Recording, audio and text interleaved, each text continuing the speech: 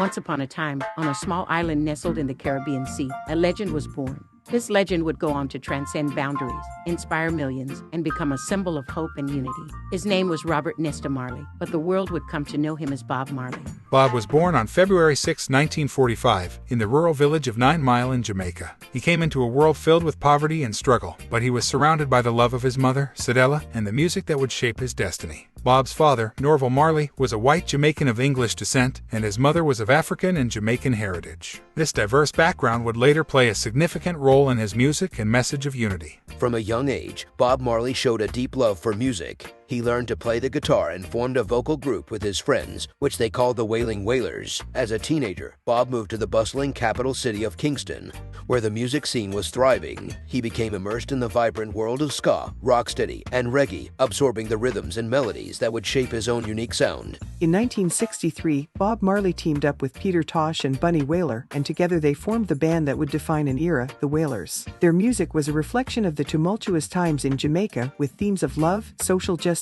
and the Rastafarian faith that Bob had adopted. They released hits like Simmer Down and One Love, which became anthems for a generation. Despite their growing success, the Wailers faced many challenges. Financial struggles and personal conflicts threatened to tear the band apart. However, Bob's unwavering determination and belief in the power of music kept them together. The turning point came when Bob Marley met Rita Anderson, a backup singer, and the two fell deeply in love. Their bond was not only romantic but also spiritual, as they shared a deep commitment to the Rastafarian faith. Bob's journey took a spiritual turn as he delved deeper into Rastafarianism. He grew his iconic dreadlocks and began wearing the colors of the Ethiopian flag, red, yellow, and green, as a symbol of his faith and commitment to Pan-African unity. In 1972, Bob Marley and the Wailers signed with Island Records, a move that would launch them onto the international stage. Their album Catch a Fire introduced reggae music to a global audience and featured iconic tracks like Stir It Up and Concrete Jungle. Bob's raspy voice and heartfelt lyrics resonated with people around the world, making him an ambassador for reggae music and the Rastafarian movement. Despite their newfound success, the band's journey was not without challenges. In 1976, Jamaica was in the throes of political violence, and Bob Marley was seen as a unifying figure.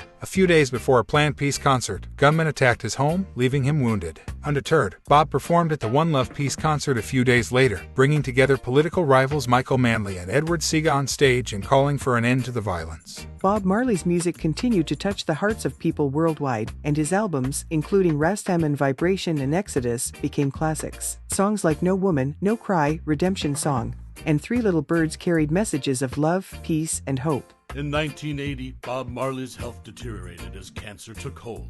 He sought treatment in Germany, but ultimately succumbed to the illness on May 11, 1981, at the age of 36. His passing was a profound loss, but his legacy lived on. Bob's music and message continued to inspire generations, and his influence on reggae music and the fight for social justice remains as potent as ever. Bob Marley's story is one of resilience, love, and the transformative power of music. He may have left this earthly plane, but his spirit and his music continue to remind us that in the face of adversity, we can get up, stand up for your rights. Bob Marley's legacy lives on in every chord, every lyric, and every heart touched by his music.